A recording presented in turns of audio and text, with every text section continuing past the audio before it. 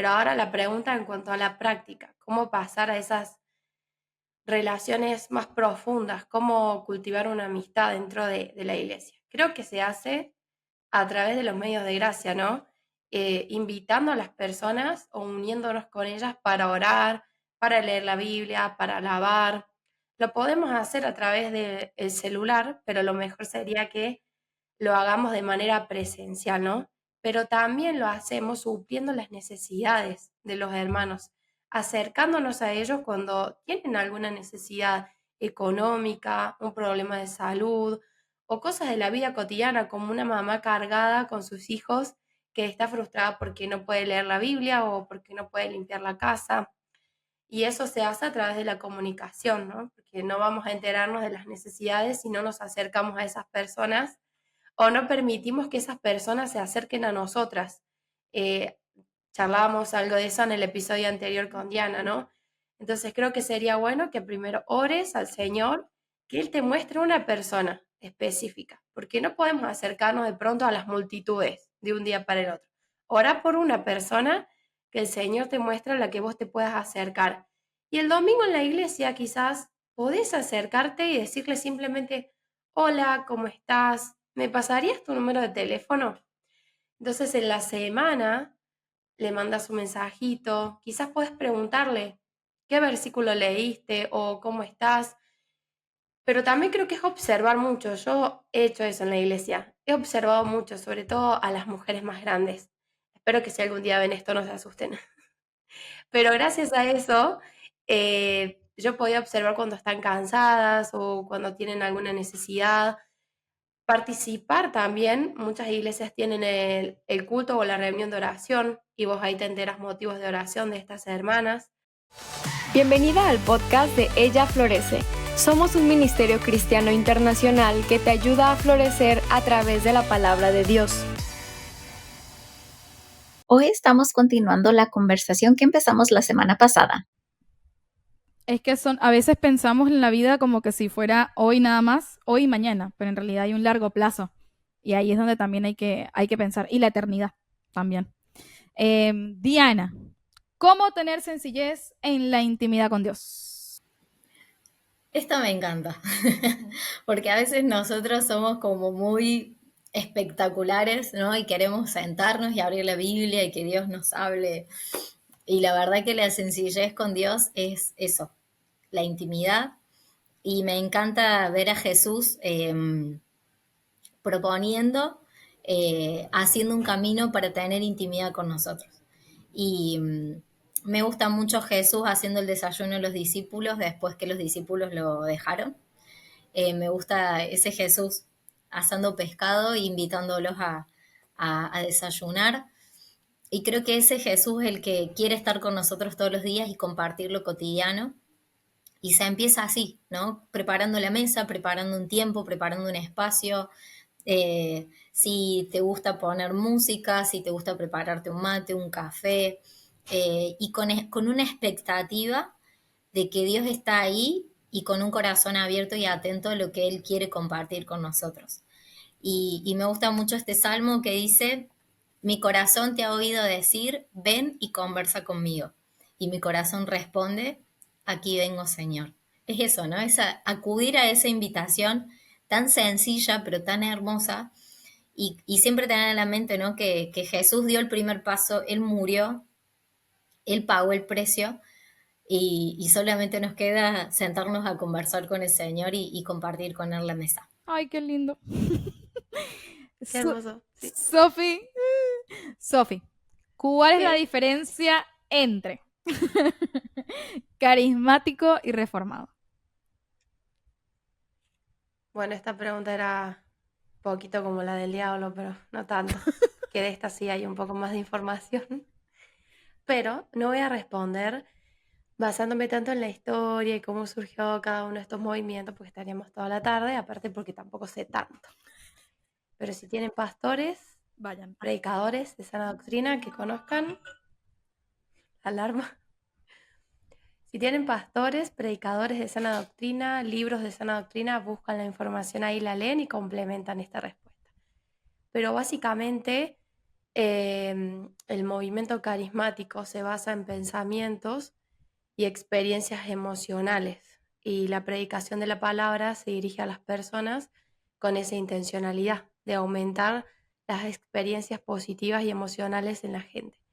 Muchas veces se usa justamente para engañar a las personas, y también en este movimiento carismático se usa mucho lo que es la manifestación del espíritu, y como está basado más en las experiencias y en las emociones que en la palabra de Dios en sí, se dice que la manifestación del espíritu está en todos aquellos que, bueno, saltan, se caen para atrás, algunos dicen que hasta tienen hipo, que cuando alguien está lleno del Espíritu Santo tiene hipo.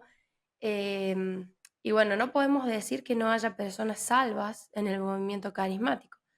De hecho, creo que es algo que tristemente está ocurriendo en todas partes del mundo, porque es un movimiento que viene desde hace años y es un movimiento que está contagiando muchas iglesias, ¿no? Entonces, creo que no podemos decir que no hay salvos en esas iglesias, pero sí podemos orar por eso y regresar a las escrituras, que de eso se trata la reforma, ¿no? Que es el otro movimiento. La pregunta era cuál es la diferencia.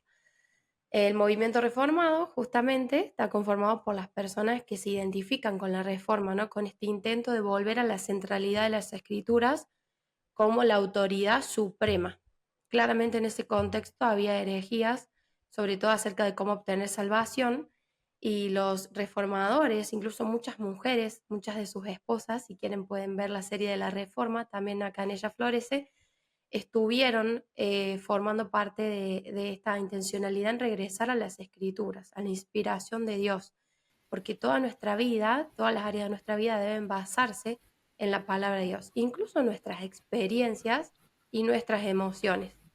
Entonces, básicamente esa es la diferencia, ¿no? Que un grupo quizá resalta más las experiencias y las emociones, y el otro trata de centrarse en las escrituras. Puede haber gente en el movimiento carismático que es salva, pero está confundida en el entendimiento de las escrituras y en la práctica de las escrituras, y puede que dentro de los que se llaman reformados o de sana doctrina haya gente no salva, porque se basan solo en un conocimiento teórico, y eso es algo serio. Yo no sé con qué intención la persona o con qué dudas hace esta pregunta, pero yo pensaba aclarar eso, que no estemos catalogando a la gente de salva o no salva, sino que vayamos a las escrituras y que no creamos que por ser de cierta posición teológica estamos permaneciendo en la verdad de Cristo. Si en tu iglesia no se predica la sana doctrina, Cristo no está siendo predicado desde el púlpito o no se ve eso en sus vidas, ora por tu iglesia, ora por tus pastores, por los predicadores, acércate en humildad a alguno de ellos o a sus esposas, charlalo, y si no hay un cambio, corre de esa iglesia, ora y busca ayuda. Pero básicamente es eso, ¿no? El hecho de ir a la palabra lo cambia todo. Y en cuanto a la manifestación del Espíritu, vemos en la Biblia que el Espíritu nos redarguye, nos corrige, nos convence de pecado, nos da el arrepentimiento, nos regenera, nos da la posibilidad de creer en Cristo, nos sella, nos da la seguridad de la salvación, y eso obviamente da fruto en nuestra vida, pero tiene que ver con el carácter, no con lo que nosotros podamos hacer físicamente. Entonces, básicamente esa es la diferencia. Sí, hay que recordar que el hecho de tener una inclinación por cierta denominación o postura no nos hace salvos, como decía Sofi. O sea, quien murió por nosotros fue Cristo, no las personas que fueron fundadoras de un movimiento que, si bien fue con la intención de acercarse más a la palabra, quien murió por nosotros fue Cristo. Y nosotros tenemos que recordar eso, que Él es quien nos ha reconciliado con el Señor. Ale. ¿Cómo conocer la voluntad del Señor para nuestras vidas? Bueno, va a sonar muy sencilla mi respuesta, pero debemos estar en la palabra de Dios. No podemos saber la voluntad de Dios si primero no conocemos al Dios verdadero. Quién es Él, cómo se ha revelado a través de su Hijo, de las Escrituras, qué dice de Él mismo, ¿no? De sí mismo, qué dice que le agrada a él, qué dice que no le agrada. Todo eso, ¿no? No podemos guiarnos por lo que dice la gente, la cultura, no podemos guiarnos por lo que dice nuestro corazón, lo que pensamos en nuestro corazón, ¿no? Lo que sentimos, no podemos guiarnos por eso, ¿no? Porque especialmente en Jeremías 17:9 dice, más engañoso que todo es el corazón. Y entonces no es algo que debemos usar como nuestra guía, y la cultura nos dice eso mucho, ¿no? Si ves una película de Hallmark, o si ves una película um, de romántica, ¿no? Y ya la chica o el chico, ¿qué hago? ¿Qué hago? ¿Qué hago? Y el papá, la mamá, el tío, la amiga le dice, sigue tu corazón. ¿Qué te dice tu corazón, no? Y entonces es lo contrario de lo que nos dice la Biblia.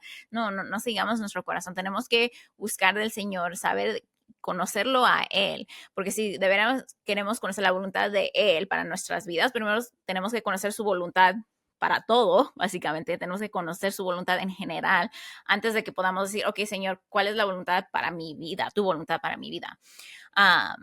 Eso, ¿no? Y entonces estar en la palabra, no guiarnos por nuestras emociones, no guiarnos por nuestro corazón. Y para más detalles, tenemos 2 episodios que encontré en YouTube de nuestra podcast, que es el episodio 17 y el 24, donde se trata de tomar decisiones, porque yo creo que de ahí viene la pregunta, ¿no? Cuando queremos tomar una decisión, ¿cómo sé que esta es la voluntad del Señor? ¿Cómo sé que estoy haciendo una decisión correcta de acuerdo a lo que me está indicando el Señor? Entonces tenemos somos Diana y yo en uno, y en el otro tenemos a la mitad a Wendy Bello contándonos acerca de eso. Así que las invito a que vayan a escuchar esos 2 podcasts para más detalles de esta pregunta. Sofi, ¿cómo pasar de un simple saludo de domingo? ¿Podrían decirnos maneras prácticas de cultivar una amistad? Me frustra no saber hacer comunidad.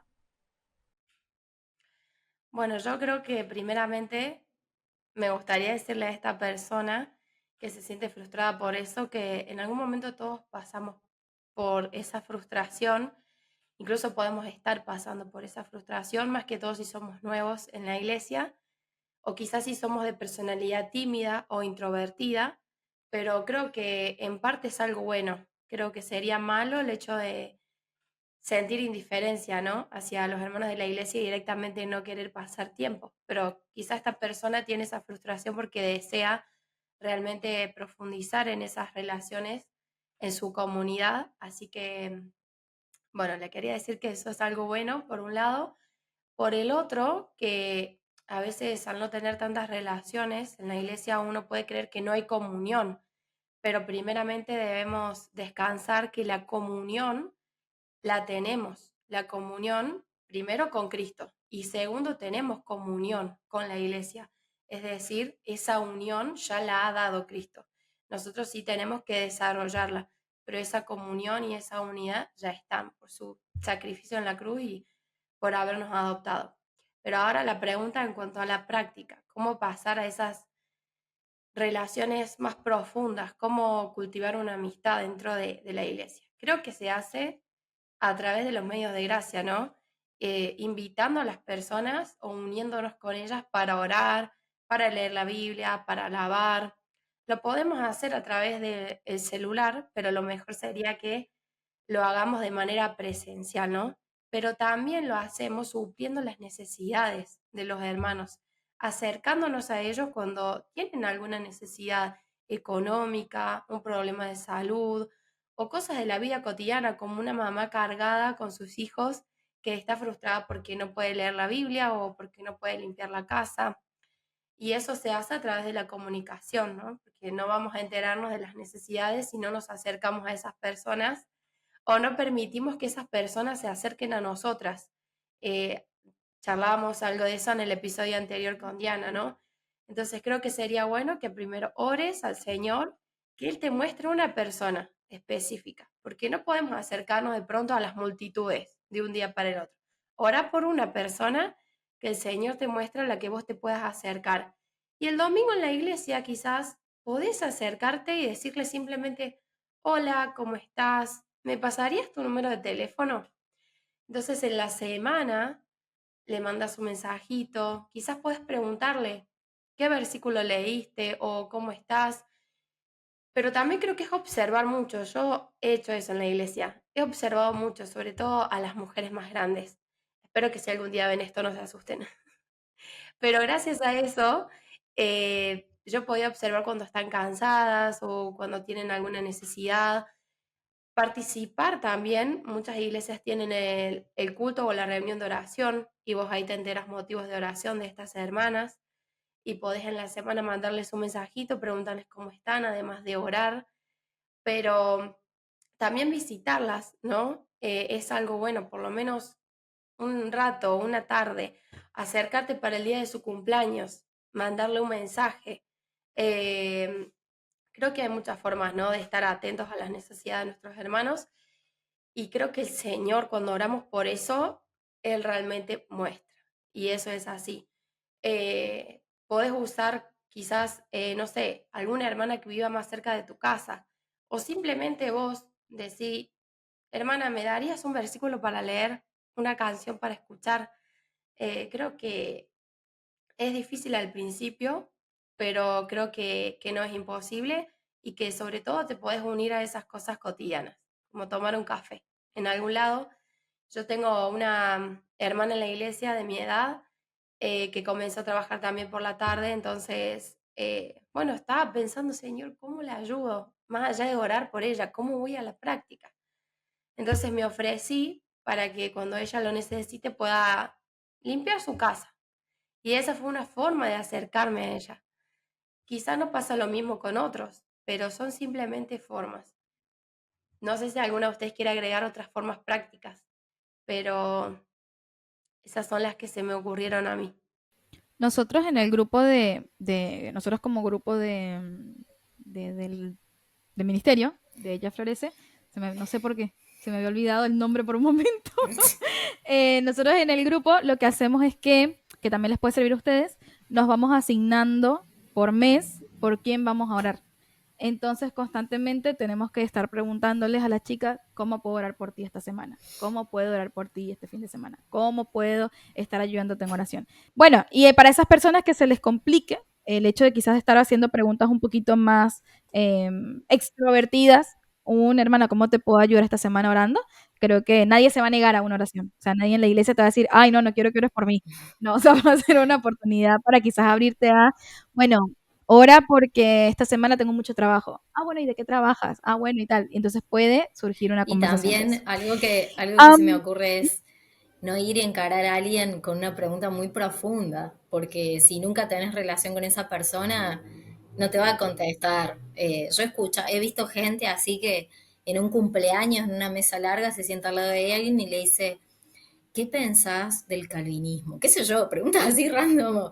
¿Qué pensás? ¿El Señor va a venir antes o después del rato? No sé, o esta semana tuviste alguna debilidad. No sé, quizás la intención de la persona es buena, pero tenemos que ser sabias en saber en qué momento hablar, cómo hablar y que realmente la persona vea nuestro interés genuino.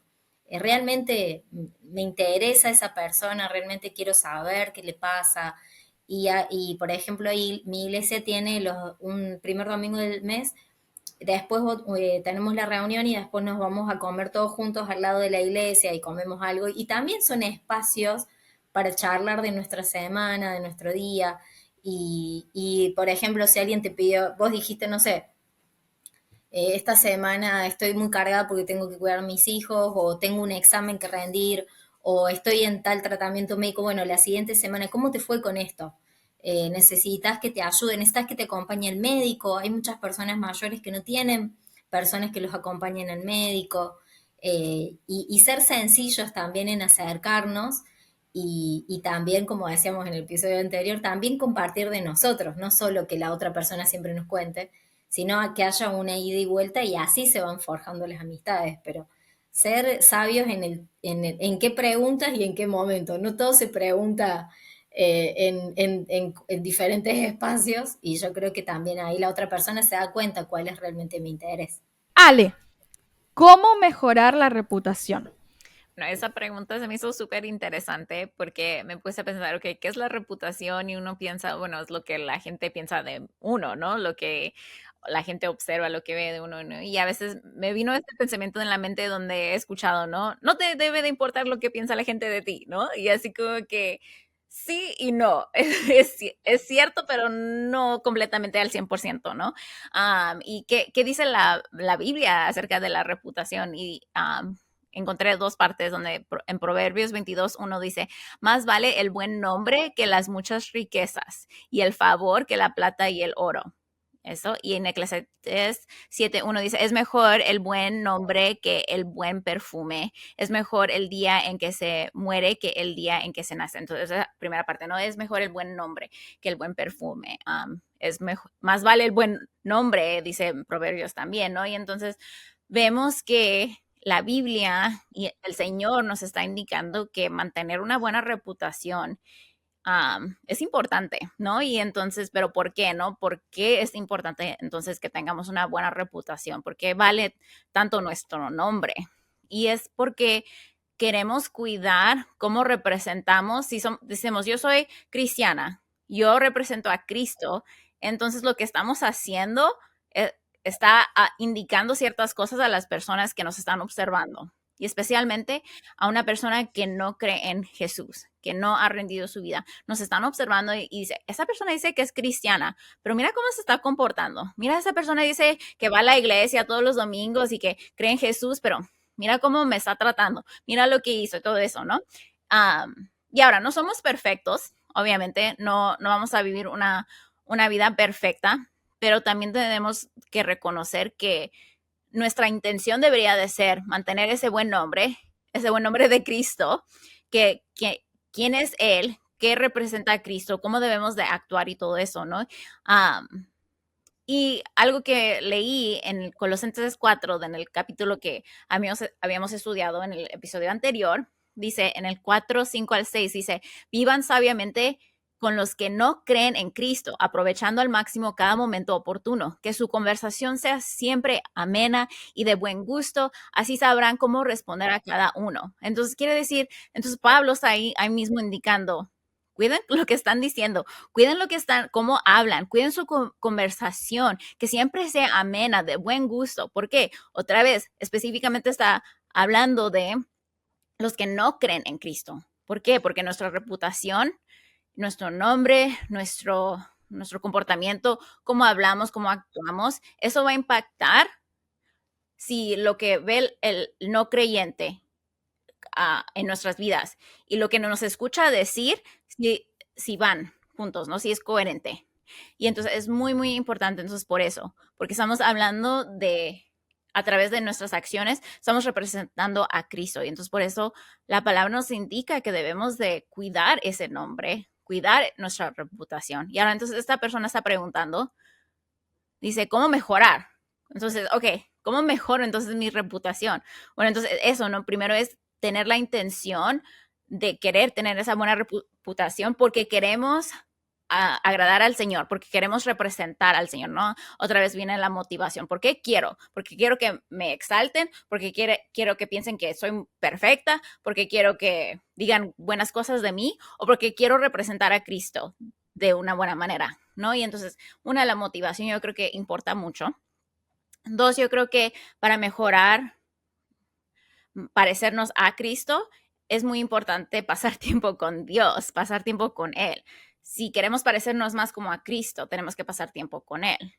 Y a la misma vez, tenemos que cuidar con quién nos juntamos, ¿verdad? Porque nos empezamos a parecer a la gente con la cual pasamos mucho, mucho tiempo, ¿verdad? Entonces, también tener en cuenta con quién estás pasando mucho tiempo y si es de beneficio, si te están ayudando o te están como que desviando, ¿no? A la misma vez, otra vez, es mucho para decir porque yo creo que también uno dice, bueno, entonces si debo de pasar más tiempo con un cristiano, entonces ¿cómo voy a evangelizar? No, tampoco, ¿no? Pero también tener en mente, en tu mente decir, ok, ¿con quién me estoy dejando influenciar? ¿Qué estoy viendo en la tele? ¿Qué estoy viendo en las redes? ¿Con qué personas estoy pasando mucho, mucho tiempo, no? Y estoy cuidando mi mente y mi corazón cuando estoy con gente que no representan a Cristo y que no están actuando de una manera que le glorifica a Dios. Y lo último, como les había mencionado, es que nosotros no somos perfectas. Vamos a fallar. Vamos a tener momentos donde no representamos a Cristo bien, vamos a tener momentos donde pecamos. Y entonces ahí en esos momentos también importa cómo reaccionamos a nuestro pecado contra otras personas. ¿Pedimos perdón? Eso es algo que yo diría que también ayuda en esa reputación. Cuando fallamos y no representamos a Cristo bien, pedimos perdón y le decimos, ¿sabes qué? No actué como debería de haber actuado. No hice no fui amorosa, no hice esto bien. No tomes contra Dios porque no es Dios, sino soy yo que estoy pecando, soy yo la que fallé, soy yo y perdóname, ¿no? Y entonces eso ayuda a la persona a decir, ok, no es que la persona es perfecta porque es cristiana, porque a veces la gente piensa eso, ¿no? Tiene como un estándar de los cristianos y tienen que ser perfectos. Y cuando falla el cristiano, ya, por eso no soy cristiano, por eso no voy a la iglesia, porque mira cómo actúan. No, porque nosotros somos pecadores y entonces vamos a fallar, pero tenemos a un Dios que sí es perfecto y entonces podemos, perdóname, yo fallé, yo no fui como debería de haber sido y por eso yo necesito un Salvador. Yo no soy la salvadora, yo necesito un Salvador, necesito alguien que me ayude, que me perdone, por eso está Dios, pero yo fallé en este momento, perdóname, ¿no? Y entonces podemos mejorar nuestra reputación ante otras personas también trabajando en esa área de pedir perdón, que cuesta mucho porque nos cuesta nuestro orgullo, no queremos usualmente admitir que hemos fallado, pero eso ayuda a mantener ese buen nombre, porque apuntamos otra vez a Cristo. A veces hay preguntas que tienen como muchas aristas, pero creo que esta fue muy bien respondida porque vamos a lo mismo, ¿no? Las intenciones del corazón y por qué lo queremos hacer. Y también recordar que nosotros no vivimos para nosotras mismas. Eso hay que tenerlo en cuenta también. Última pregunta de esta sesión es, Eliana, si Judas se arrepentía, ¿quién entregaba a Jesús? Estas preguntas a mí me encantan. No tienen respuesta la mayoría, pero creo que es bastante válido hacerse preguntas. Creo que es bastante válido decir, estas son mis dudas, prefiero sacarlas y ver si hay alguna respuesta, si de cierta manera puedo redirigir esta pregunta. También se necesita humildad para hacer preguntas y comentar dudas que quizás tenemos, ¿no? Y guardamos por mucho tiempo. Y creo que hay algo que el Señor ha puesto, un raciocinio, conciencia, ha puesto, nos ha hecho su imagen y semejanza, entonces eso inevitablemente va a hacer que nos hagamos preguntas. Este tipo de preguntas tampoco tienen la respuesta. Pasa como la otra, de la de Satanás. Podemos inferir, podemos decir, bueno, capaz hubiese sido de tal manera, hubiese sido de otra, pero no tenemos ningún tipo de indicio en la Biblia, no tenemos como ningún otro versículo que nos diga, bueno, si no hubiese sido Judas, había una persona en reserva que era Felipe, o sea, no salen ese tipo de cosas. Pudiéramos quizás pensar, bueno, si no hubiese sido Judas, hubiese sido cualquier otra persona, hubiese sido cualquier otro discípulo, hubiera sido, o hubiese sido otro plan que se hace. Pero creo que quizás acá aplica mucho Deuteronomio 29:29, que es que las cosas reveladas nos pertenecen a nosotros y a nuestros hijos, pero las no reveladas le pertenecen al Padre.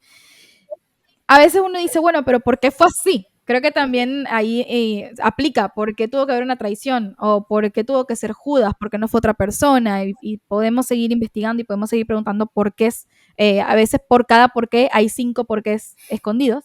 Pero en este caso creo que es válido pensar que fue la mejor opción. Porque si hubiese habido una mejor opción, un plan alternativo mejor, el Señor lo hubiera elegido. Porque Dios es bueno, porque Dios es omnisciente, el Señor todo lo sabe y hace lo mejor porque Él es perfecto. Entonces creo que a veces yo por lo menos me he preguntado por qué tuvo que ser tan cruel la muerte de Jesús, por qué no pudo haber sido de otra manera, o por qué no pudo haber dicho, bajado a Jesús y decir, yo soy Jesús, y el que cree en mí, aunque esté muerto, vivirá, y ya. Porque tuvo que haber una traición, porque tuvo que haber una muerte, porque tuvo que haber todo este tipo de cosas. Pero solamente podemos confiar en la soberanía del Señor y decir, bueno, esto fue la mejor opción. Si es Lewis, creo que es en el libro El problema del dolor, comenta que a veces nosotros pensamos que hay cosas mejores o alternativas mejores, que hay otras opciones que nosotros hubiéramos podido tomar, pero que al nosotros ser personas finitas no tenemos todo el conocimiento que Dios sí tiene. Y sería irresponsable de nuestra parte decir, bueno, Señor, había otra cosa mejor. No preguntarlo, sino sugerirle al Señor, Señor, lo hubieses hecho de esta forma. Entonces, ahí creo que corresponde descansar. En este tipo de preguntas corresponde descansar y decir, bueno, Señor, si lo permitiste así, era porque era la mejor opción. Quizás habían otros escenarios, pero el mejor fue este. Entonces, tampoco pude satisfacer mucho esta pregunta, porque como les digo, no hay ningún tipo de indicio. En este caso no hay nada. O sea, tú puedes buscar en la Biblia, leértela completa, pero no hay nada. Así que yo también me quedo con esa duda porque fue algo que me hice desde al haber crecido en la iglesia. Hay preguntas que me he hecho desde muy chiquita y este había sido una de ellas. Pero la verdad es que ha sido un momento lindo de preguntas y respuestas, de haber abierto nuestros corazones, de también hablar desde lo aprendido, desde lo que hemos leído. Para mí ha sido un placer estar con ustedes, chicas, en esta temporada, compartiendo los libros de Efesios y de Colosenses. Que si no lo han visto, vayan a verlo. Que si no están suscritas, suscríbanse. Que si no está activada la campanita, la activen. Y espero que puedan disfrutar de este episodio y que si tienen más preguntas, háganlas. A veces es mejor resolverlas con otra persona, pero quizás muchas veces esas respuestas nos edifican y solidifican también nuestra fe. Entonces, acá cierro. Nos vemos la próxima. Gracias por unirte a nosotras. Nos encantaría saber de ti. Si estás en Instagram o Facebook, cuéntanos qué fue lo más impactante del episodio de hoy tomando una captura de pantalla, etiquetándonos @ellafloreceoficial y compartiendo tu punto favorito. Si deseas algunos recursos bíblicos gratuitos, visita nuestra página web ellaflorece.org.